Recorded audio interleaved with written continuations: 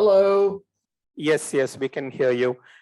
So, yeah, everybody's watching your view. It's amazing. So this is Dr. Alex Jones. Dr. Alex is an assistant professor of leadership, organizational behavior, strategic management, and entrepreneurship from the College of Business Administration at the American University in the Emirates, Dubai. We did not imagine a university providing such a beautiful background. So Dr. Alex, if you're ready, please proceed with your presentation. All right, well, thank you. I wish universities around the world can provide their faculties with such a beautiful view. But hello, Oman, and hello, Omanis. And I got to tell you, you guys are having a special place. Oman have a special place in my heart, and I really mean it. And I got to tell you guys, Omanis, you're here in my heart. And there is really a long history working with Oman since the year of the 2006 and 2007. You were talking early morning about reading program and literacy. I got to tell you, I worked with the Ministry of Education back in the days to implement a pilot project, 1,000 schools back to Oman.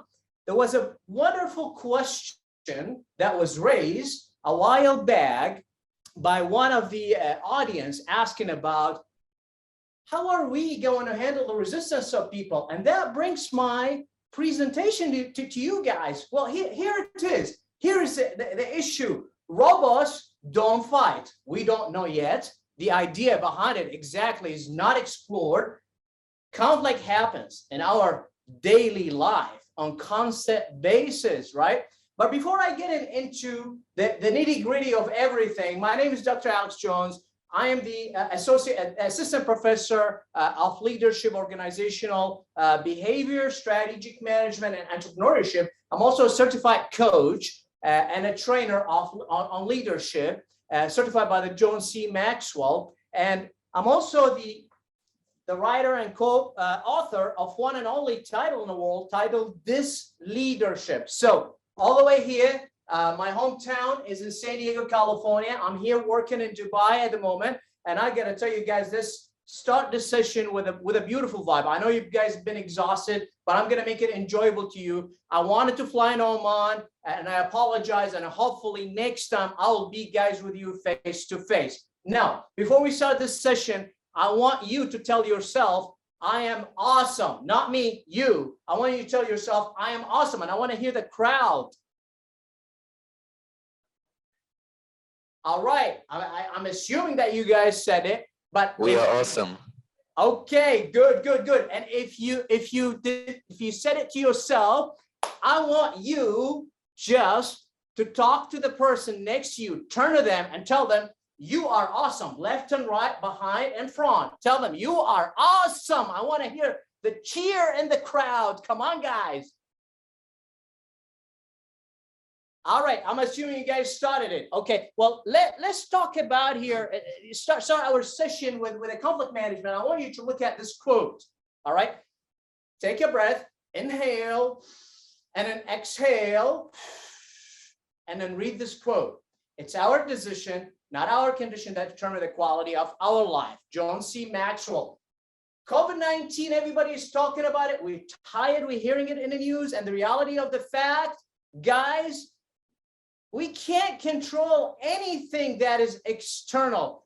It is environment. This is beyond our control. So we can only control our decision, and that determines our quality of life. And we all need a quality of life. And I can see all of you guys over there. You guys are awesome. And I can see you. Thank you very much for the cameraman. Now, conflict is defined as a friction, as a touch. It happens between all of us. And we're talking earlier this morning about the Omani's framework.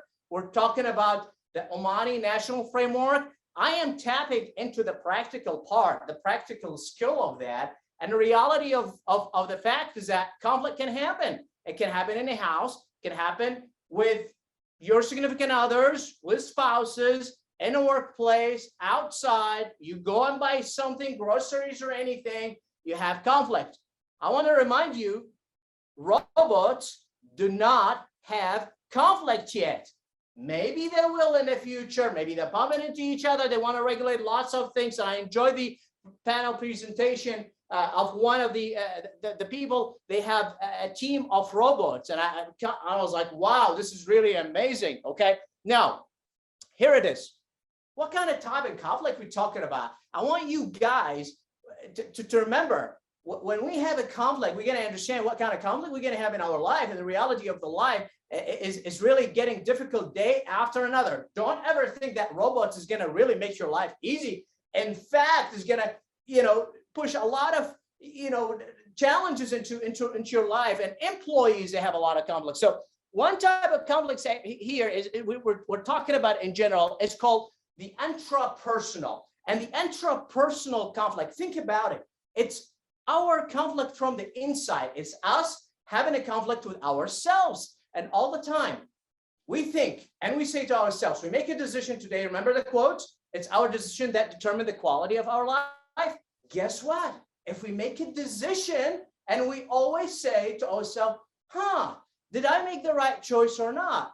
Did I do things right or not? Am I going to do well because I made the decision or not? And the reality is that we're having a conflict. I withdrew cash from my bank account and I was like, okay, am I going to take this 500 out of my bank account, out of my saving? And is that going to determine how am I going to survive for the next month or the existing month? So this is the intrapersonal that happens all inside us, okay? And I want you to think of the other type of conflict, which is a second type, is the interpersonal conflict. The interpersonal conflict that happens in teams. You want to implement technology on robots? Guess what happens? People are going to resist it. One person is going to say yeah, the other person is going to say no, and the reality is that it's going to create a conflict. So the interpersonal conflict it happens among teams. Could be one team, could be among different teams. Now, the third part is called the functional conflict. Believe it or not, it's still considered in the social science as one type of conflict. But guess what? Functional is a positive type of conflict. I come in with an idea, somebody else is going to build up on it. I say blue, you say yellow. I say green, you say orange. And it's like, okay, well, let's have all of this all together, and we make some mix. The fourth type is called the intra-group. The intra-group. Think about it. The board of directors meeting, they know expanding to another country, a company in Oman, you want to take it outside of the borders to make it a multinational organization. Guess what happens? One team is going to say yes, and the feasibility study says no, don't expand yet. We're not there yet. And the other team will sit down on the other side of the table, and they will say, oh no, why is this? And then the other team is going to say, yes, we're going to expand. And in reality of fact, that's what happens in the other group, right? Now, the last type of conflict is the intrapersonal or intra-group personal, okay? Guess what happened with this conflict? There's two types of teams, and I categorize it in my book as, it's called an in-group and outer-group, but I call it gang in and gang out. You're in my team, and guess what happens? You are my friend, and I love you for that, and I'm going to support you all the time. But if you're not in my team, you know what? You're outside. And that's what happens. Teams, marketing team can have a conflict with the sales team. Sales team, they want to sell products. And guess what? The production team is really not ready there yet, right? For the production. And the conflict will happen all the time. Now, the reality of the fact is that what's the effect of conflict on our life? You guys ready for some data? Let me see your faces. I can see you guys still. The cameraman is doing really a good job. So don't ever give me, okay, I like that smile. Here we go. Based on the Harvard Review study of the 2019, and I'm going to piggyback on this, probably academia, they're not going to really like that. Okay. Guess what happens here? 2019 study, they said the interpersonal conflict, it has a 34%. All right. So people are fighting. Teams are fighting and they're having conflict. We're not talking about robots yet. And go back to the Omani framework of future skills. This is listed under the practical skills, right? The next highest percentage is 28% is management practices, right? poor working conditions, can be abuse of the behavior of employees and management leadership. Guess what? Why the world around us is really, really, really not doing well. Conflict happens among countries. Conflict happens among employees. Leaders in organization are having conflict with their employees. Any idea what's the reason why people having a conflict all the time? Because they're people. The people, and guess what? Leadership plays a major role, and it's listed under the Amani Future Skills Framework, and I love it. And you guys are doing awesome. You guys are amazing. You're doing really taking the lead across the Middle East by setting the future skills for the rest of the MENA region, right? Now, harassment. I want you to look at harassment. Bullying coworkers and tell them, for example, somebody is eating in a workplace and tell them, wow, this is a healthy food, and probably is not healthy, but that's bullying in a workplace. And believe it or not, bullying, it happens all the time. Discrimination. Discrimination is a big factor. It's still happening. No matter how much you try to fight it, and the reality of the fact, you can testify for this. You got a woman who is really much more talented than a man, so well educated, a lot of experiences, and guess what? The men still get paid high. Now tell me, why doctors this? Why is it this way? Why is it that the man gets paid more? It's discrimination in the workplace. The woman is more talented and the man is not going to take it. It's a macho behavior culture. And the Middle East is a macho behavior culture. This is changing. It's really changing, but it's going to take a long time. Take an example of the United States. We have a lot of statements saying, we're fighting discrimination in the workplace, and a lot of organizations fighting the discrimination in the workplace.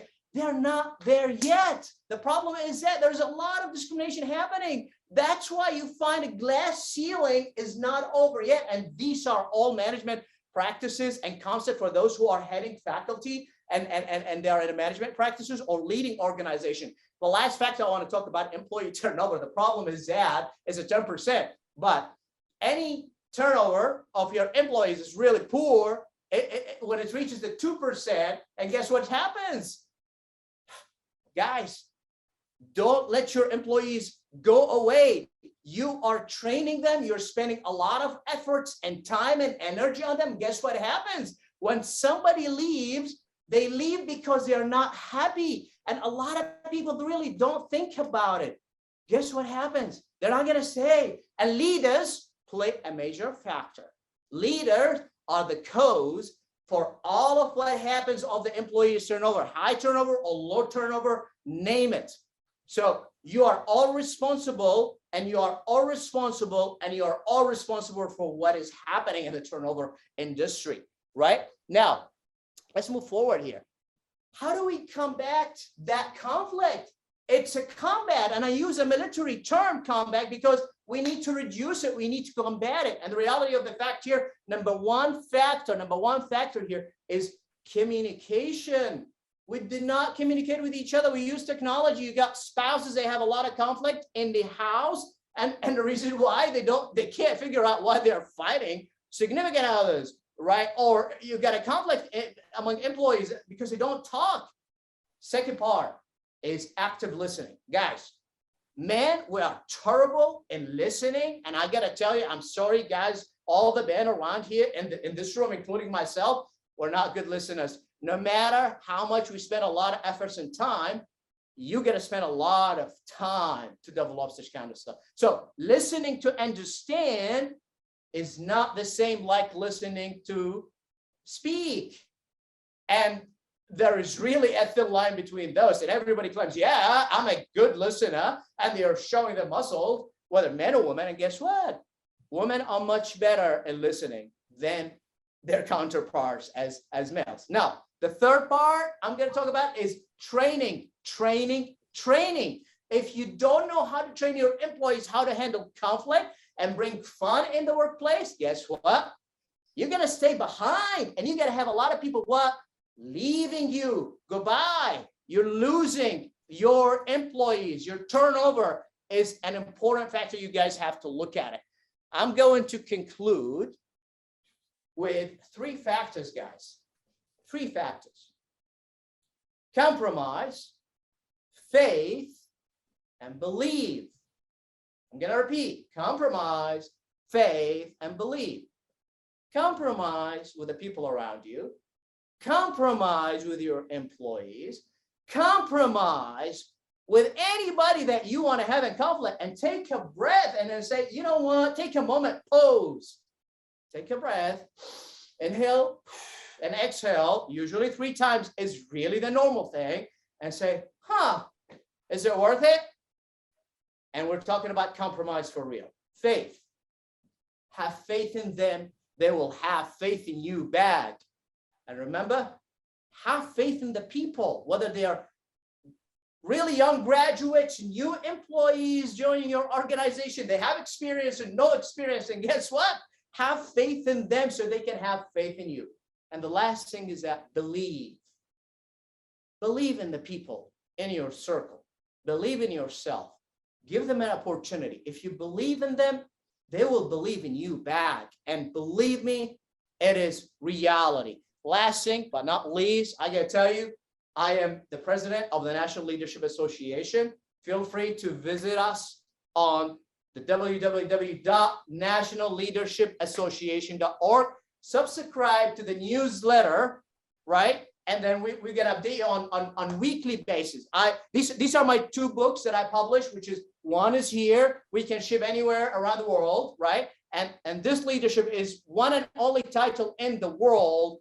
And the reality of that, you're gonna love this book. The second book is talking about strategy, entrepreneurship, and leadership, and it's coming in 5 volumes altogether, talking about SMEs, including the most innovative and creative businesses from the UAE. And hopefully we can take that into and taking the lead in Oman and collaborating with you. One more thing, guys, I just want to tell you here, we talked about earlier about critical thinking and problem solving. Guess what? My dissertation was leadership and critical thinking in higher education, and I worked with and still working with the top most significant prominent people in the field of critical thinking.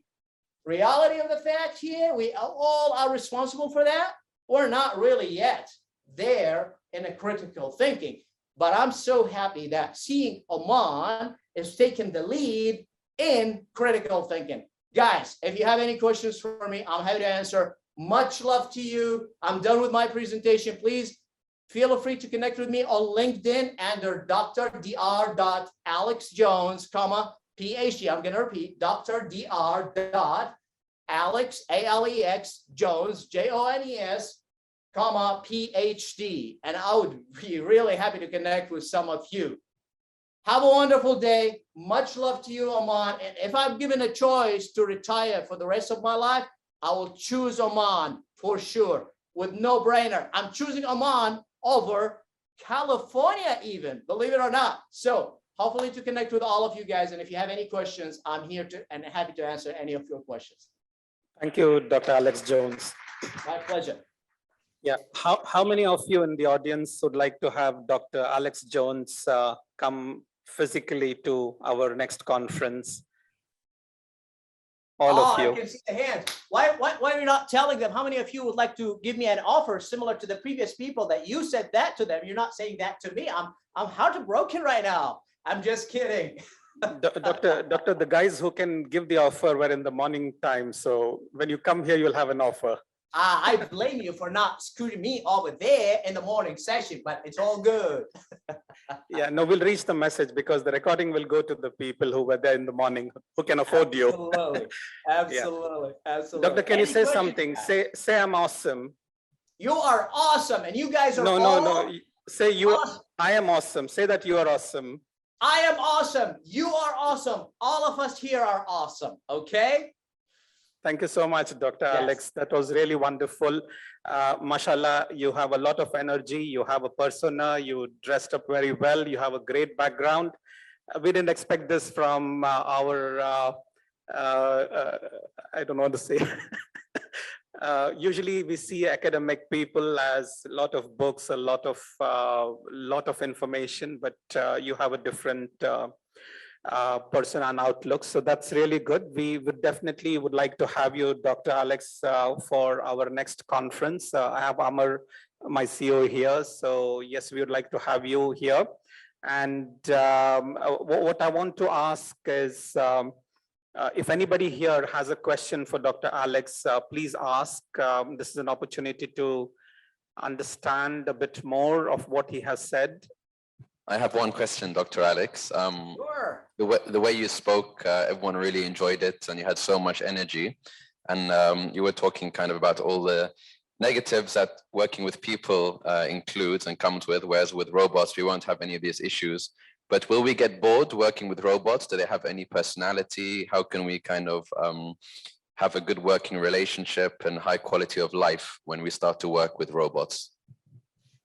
That's a great question. Where are the IoT people, the Internet of Things people? Probably they can help me in here. I'm the soft skills guy. I'm a social scientist. I'm a PhD in leadership. Guess what? Everything rise and fall on leadership. Are we going to have these robots, feeling us? Yeah, they're developing that. And as a matter of fact, actually, they're developing robots to feel us and connect with us. But I'm sorry to say it in the opposite way, guys, and kind of like go the opposite direction.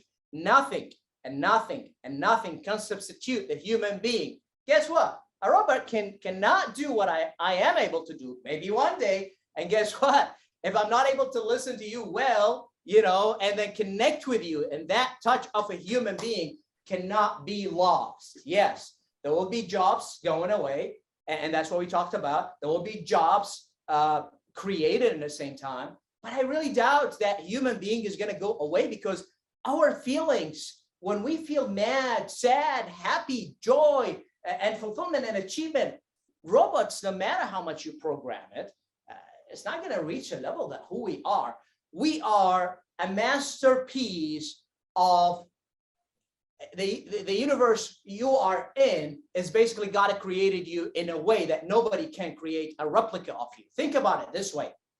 You are one of a kind. There is no copy of you no matter what happens. And I see a lot of people, for example, they're worried of giving their presentation or handouts, and they don't want to give the information. They just want to keep it. And so, why do I have to share? Why do I have to give it? It's my own. No, just give it. Give it, be a giver. And then I don't think robots will be able to do that, because we have a soft heart when we need to be, and we have a cold heart when we need to be. So robots are programmed. We are not programmed. We can be happy in 1 minute, and we can be sad in the second minute. So I hope I answer your question. It's a great question, by the way. I really like it. And a lot of research, by the way, from academia, it needs to be invested in what you asked. Dr. Alex, I have one question for you. You teach entrepreneurship at the university. Do you teach that to robots? Can robots become entrepreneurs?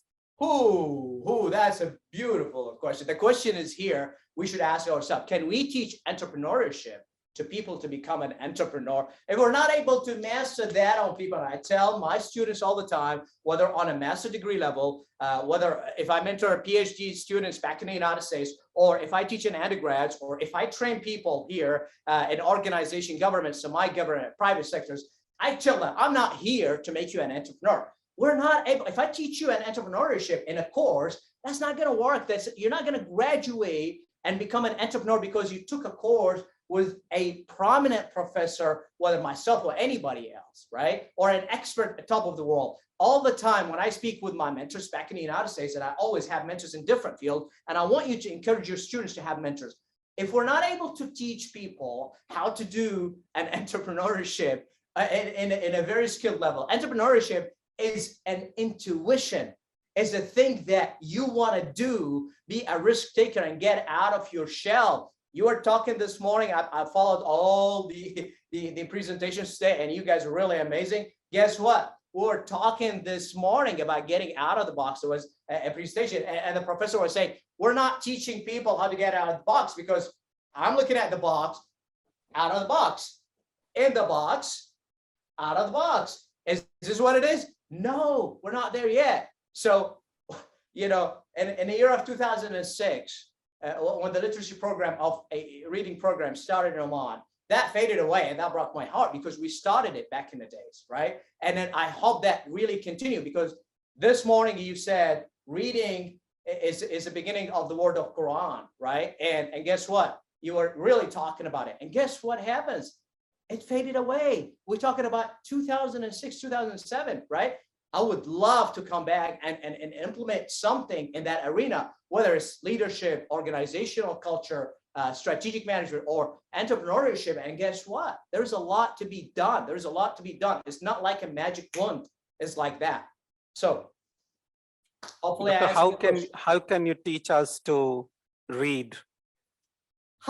Okay. Well, that's a very interesting question. Do you know there are those people who are in the technology arena and Walmart? Do you know that there are so many tools nowadays for people who are not able to read? You just point the pointer or a pen on a page and they will read for you. And I think that is a wonderful creativity and innovation that really helps a lot of people who are not able to read. You ask a question, I guess yourself, and somebody has said, who's not able to read, right? It was a question that was asked this morning.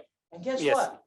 Whether we're reading or not, there are so many technology that really, tackling into that issue. How can I handle people how to read? I'm not the best person to answer this question, but I can tell you one thing. Start from the bottom. Start from the bottom. Literacy program, reading program starts from as early stages in a kid's life as you can see. And you got to implement it as early stages, and you got to continue on that. And leadership, youth leadership should be implemented in the early stages of a kid's life, right? As early as the kindergarten, the KGs, and you go all the way as you grow with them. There we go. Back to you. Thank you so much, Dr. Alex. You praised Oman a lot and Omani people a lot, and I see you miss your previous experience of having worked here. So we do here also love Dubai, UAE, and it was the 50th National Day. I'm not sure. And there was a viral video of Steve Harvey. I don't know if you watched that. And he spoke about vision. And I also want to talk about another video which has gone viral because we have Prince Mohammed bin Salman of Saudi here in Oman, and his favorite project, NEOM. The CEO of NEOM, I think Jonathan, he spoke about two virtues of a leader. One is to communicate, which is to speak, using verbal, technological, or any means of communicating to speak. One is to listen. So here I'm connecting the word read, speak, and listen. Do you have something to tell us about it? Well, read, speak, and listen. Guess what?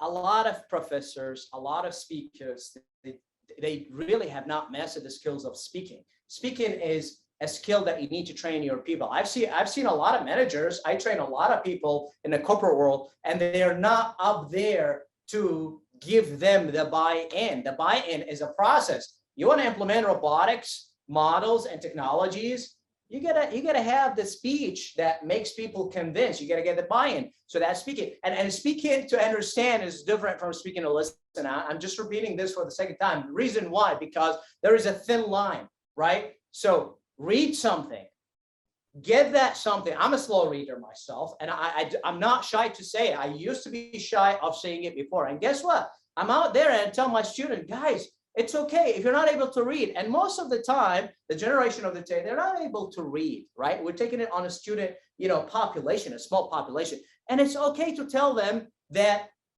it's okay if you're a slow reader. I'm a slow reader. I like to read, to understand. And once I understand, I will really remember it. Not memorize it, but remember it. There is one word, one line that stays with you for life. So remember that one. Remember that one, and remember that one for life. And guess what? Sometimes I want to say something very important here. Sometimes people say something to you and makes you feel terrible for the rest of your day, or for the rest of your weekend, or for the rest of your month or your life. Some word stays with people. It's all about what you say to people and how you treat them. So be careful with the word that you say to other people all the time. Be considerate, because words hurt. Words hurt people. So be considerate, be compassionate, be kind. Speaking out of your mind is not like speaking when you are in your mind. So take a break, come back, and revisit the things if you are having a bad day. Dr. Alex Jones, Assistant Professor of Leadership, Organizational Behavior, Strategic Management on Entrepreneurship at the College of Banking Business Administration at the American University of Emirates, Dubai. Thank you so much for being with us, for making it so lively at the end of the day. I think we are going to go back and we're going to remember this for today and until we meet you face to face. Thank you so much for your time.